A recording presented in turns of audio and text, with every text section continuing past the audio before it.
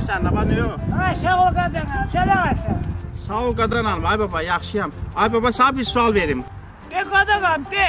Ay baba, mənə çox maraqlı, sənin neçə yaşın var? Deməli 2 gün bundan qabaq 120 yaşım tamam oldu qadanam. Ay maşallah, təbrik edirəm. Ay baba, indi hara gedirsən? Məhkəməyə gedirəm qadanam, məhkəməyə.